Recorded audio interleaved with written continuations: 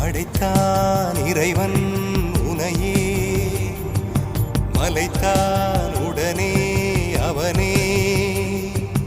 அழகை படைக்கும் திறமை முழுக்க உன்னுடன் சார்ந்தது, என் விழி சேர்ந்தது. விடிய விடிய மடியில் கிடக்கும் பொன்வினை உன்மேனி மீட்டட்டும் என் மேனி. இறைவினில் வந்து கலந்திடு, வீரல் பாட மெல்ல காணிந்திடு.